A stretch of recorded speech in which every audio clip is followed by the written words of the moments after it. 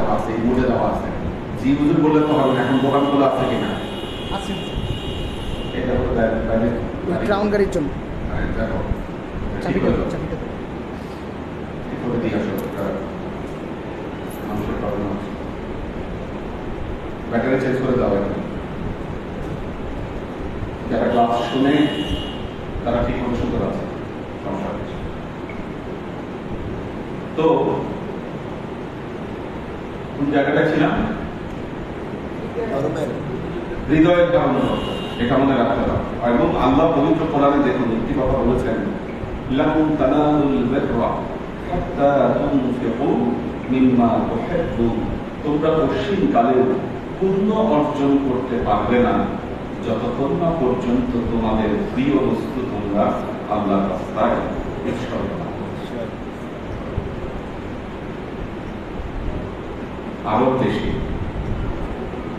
আরব দেশে পানি মূল্যবান জিনিস। কেউ কারো বাসায় খেতে গেলে আগে পানি দেয়, মেহমান দেয় আগে পানি খেতে দেয়, পানি প্রিয় পানি, এটি অনেক প্রিয়। তো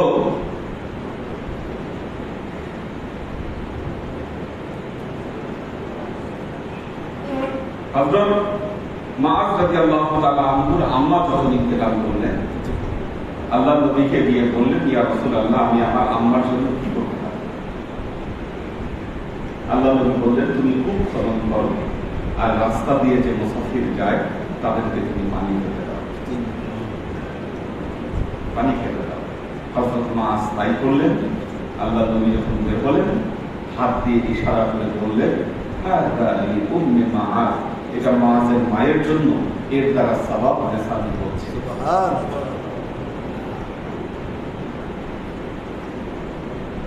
শুনেন, ধর্মকে ব্যাখ্যা করতে গেলে আপনার দৃষ্টিভঙ্গি বহুদিকে থাকতে হবে, অনেক ঊর্ধ্বে থাকতে হবে, তাহলে মানুষকে একটা সমাধান আপনি দিতে পারবেন। আজকের মোল্লা মৌলবীরা যেটা বলতেছে, কোনো মানুষ মারা গেলে তার জন্য কোনো সওয়াব বেসানি, কোনো এগুলো কোনো মূল্য নাই, এগুলো উচিত হবে না, এগুলো কোন মূল্য নেই। আসলে উদ্দেশ্য ভিন্ন জায়গায়। এটা বলার কারণ হচ্ছে মানুষকে ওগুলো না দিয়ে তোমরা আমাদের কাছে দিয়ে দাও।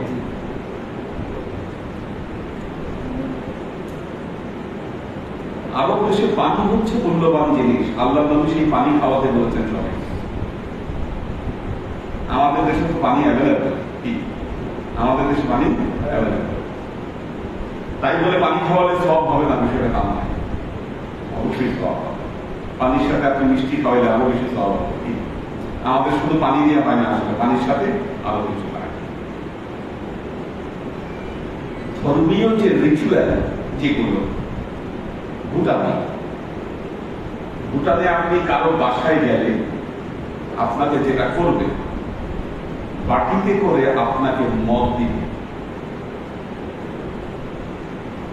ওদের স্থানীয় ভাবে এক ধরনের ওয়াইন করা বানায়, এই ওয়াইন আপনার দিবে।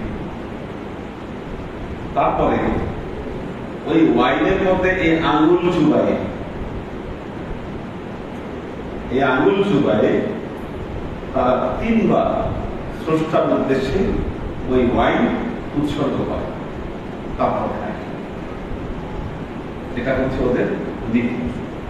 এখন যদি আপনি বলেন যে নাউজুবিল্লাহ, আল্লাহর কাছে ওয়াইন উৎসর্গ করা এটা কি ধরনের বাজে কাজ, এটা অপবিত্র জিনিস, কি এটাকে খোদার জন্য উৎসর্গ করতেছে, কি এটা কেন পারে? আমাদের দৃষ্টিতে ভুটানে আমরা 3 জন গিয়েছিলাম। আমি গিয়েছিলাম, আমাদের আমিন আল আসাদ কবিতে আসে, সেও গিয়েছিল, আর আমাদের ডিপার্টমেন্টের যে প্রশাসনিক কর্মকর্তা সে গিয়েছে,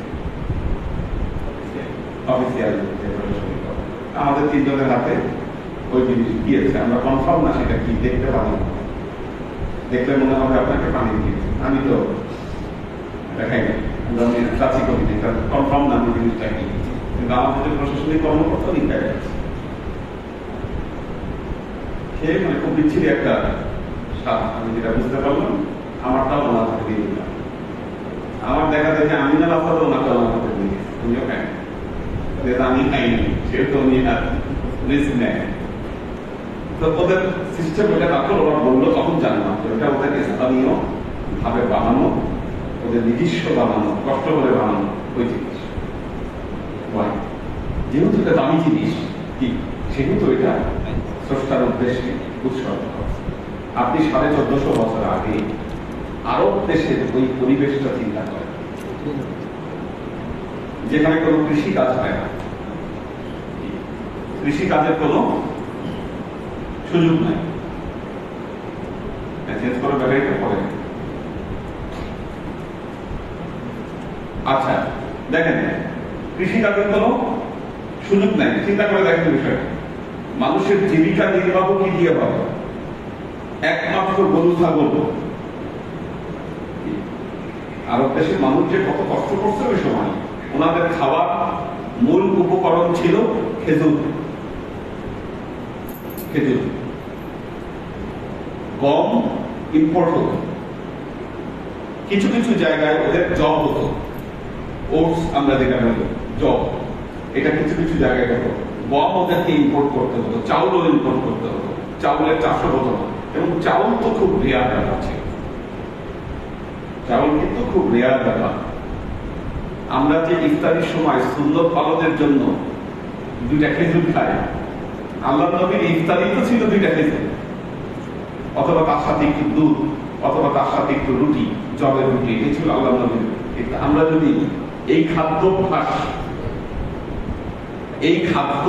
যদি আমরা চর্চা করতে পারি, বুঝেন আমরা আমাদের স্বাস্থ্য ফিট, কোন পর্যায়ে ফিট থাকতো আমাদের বডি যদি আমরা পারতাম। আমরা তো পারি না, আমরা প্রতি বেলাতেই প্রায় প্রয়োজনের অতিরিক্ত খেয়ে ফেলি। এটা আমাদের ট্র্যাডিশনে দাঁড়িয়ে গেছে। এবং দেখবেন সবারই ওভারওয়েট, প্রায়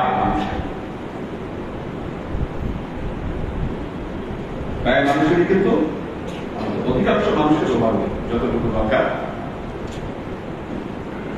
তার চেয়ে বেশি। আমাদের মধ্যে ফিট আছে আমাদের গোলাম রহমানি ভাই, উনি আছে, সুলাইমান ভাই ফিট আছে নাকি? পাঞ্জাবি বড় গুলো তো দেয় না। হ্যাঁ, তো কঠিন জীবন চলছে তোমাদের। তো সেখানে গরু ছাগল হলো জীবিকা নির্বাহের একমাত্র উপকরণ। আরো ওখানে ছাগল অথবা গরু অথবা উট, হ্যাঁ গরু পাওয়া যায় কম, গরু আছে পরিমাণে কম, ছাগল আর উট বেশি। দেখেন আল্লাহ নবী নির্দেশ দিয়েছেন নিজেদের এই প্রিয় বিষয়টাকে কি আল্লাহ দরবারে উৎসর্গ করেছেন। রক্তের সাথে আল্লাহর কোনো সম্পর্ক নাই, এই কথা আল্লাহ পবিত্র কোরআনে বলেই দিয়েছেন, লা ইয়ানালুল্লাহু আল-কুরহা ওয়ালা দিমাউহা ওয়ালাকিন ইয়ানালুহু তাকওয়া মিনকুম। কাজে আল্লাহর এই নির্দেশ পালনার্থে আপনি গরু পালেন আর নাই পালেন, বিশ্বাস করেন আল্লাহর নবীর যে সাহাবীরা কোরবানি দিয়েছেন তাদের ওই কোরবানির প্রতি মায়া আরো বেশি ছিল, কারণ তাদের সবাই প্রায় গরু ছাগল পালত আর ওই পালার গরু ছাগল থেকেই তার কোরবানি করত।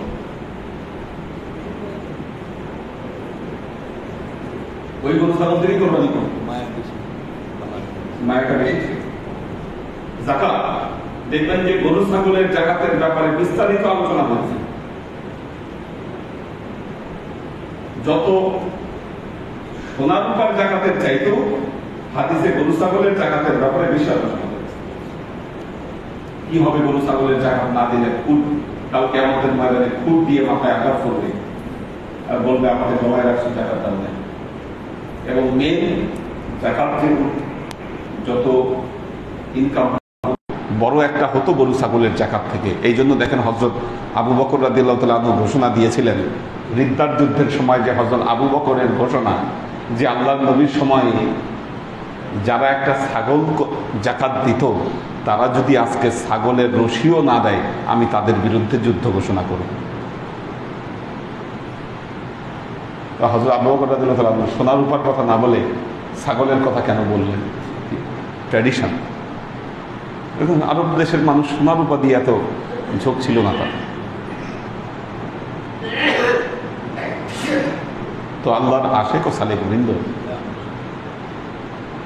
আল্লাহ তার নবী মুহাম্মদ রাসূলুল্লাহ সাল্লাল্লাহু আলাইহি ওয়াসাল্লামকে নির্দেশ দিয়েছেন যে তোমার উম্মতদেরকে নির্দেশ দাও তারা যেন হযরত ইব্রাহিমের সুন্নত অনুসরণ করে আমার দরবারে যদি একটা কোরবানি উপস্থাপন করতে পারে, আমি তাদের পাপগুলোকে ধুয়ে মুছে আমি দূর করে দিব, তাদের ভেতরে আমি পূত পবিত্রতা এনে দিব, এবং আমি আল্লাহর সাথে তাদের একটা নৈকট্যতা তৈরি হবে।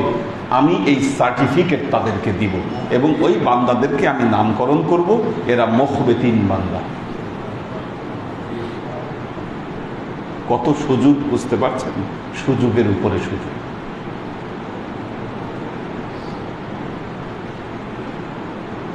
সুযোগের উপরে সুযোগ। হয়তো টাকার পরিমাণ কম, কিন্তু সুযোগ বেশি।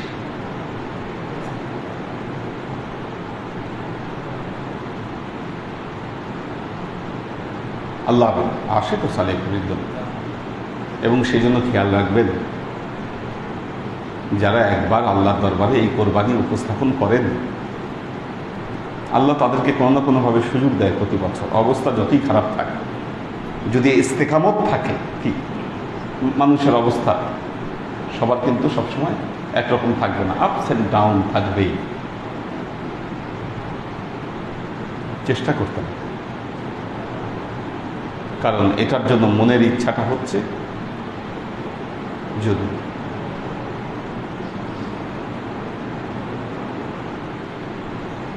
আল্লাহর আশিক ও সালেক বৃন্দ, জিলহজের চাঁদ না ওঠার আগে আমরা নিশ্চিত হতে পারছি না যে কবে হচ্ছে ঈদ।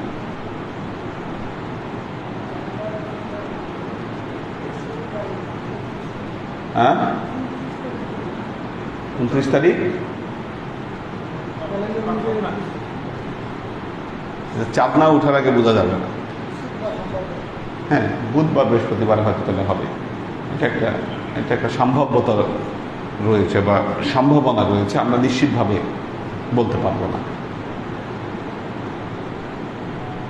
গরুর তো আর কোনো খবর আপডেট নাই। হ্যাঁ হ্যাঁ হ্যাঁ, সাইজ ছোট। না, একেবারে ছোট সাইজে যাওয়া যাবে না, মোটামুটি একটা। দেখ, আল্লাহ মিলাবে একসময়, হয়তো আল্লাহর যখন খুশি তখনই মিলাবে।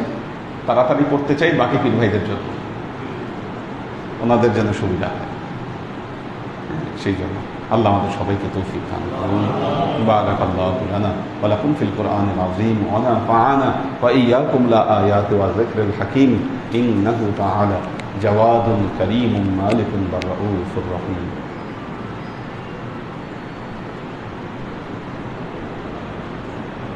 একে আজাদ, কৈতর বিথি, লুনা তাবাসুম লুবনা, নাজিমুদ্দিন ভাইয়ের ফ্যামিলি আছেন, শোয়েব খান, সাইম আহমেদ, শফিকুল ইসলাম শাওন,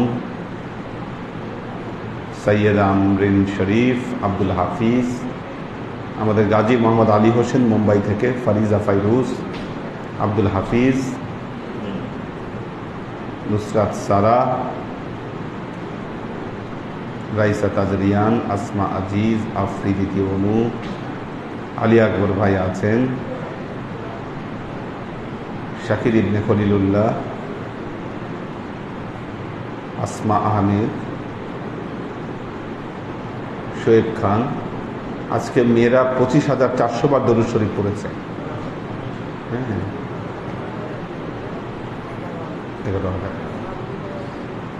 জি, যাক, কানিস ফাতেমা মিলি, ফারিয়া ফালাক, আল্লাহ সবাইকে ভালো রাখুন, সুস্থ রাখুন।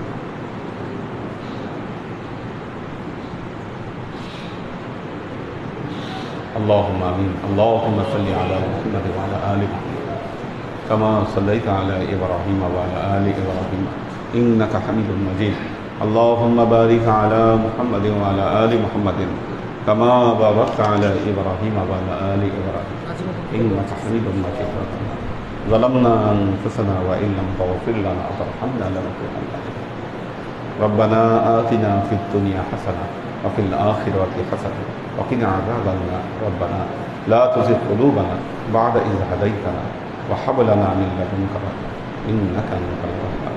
اللهم إنك عفو تحب العفو فاعف عني يا غفور رحيم الغفور. اللهم نور قلوبنا بنور الإيمان ونور قلوبنا بنور الإسلام ونور قلوبنا بنور الإحسان وزين أخلاقنا بنور محمد صلى الله عليه وسلم. اللهم إنا نسألك علما نافعا رزقا واسعا عملا مقبولا شفاء من كل داء قلبا خاشعا ذهنا ذاكرا إيمانا كاملا توبة قبل الموت راحة عند الموت ونزاة بعد الموت. سبحان ربك رب العزة عما يصفون سلام على المرسلين والحمد لله رب العالمين. واجعل آخر كلمتنا عند الموت لا إله إلا الله.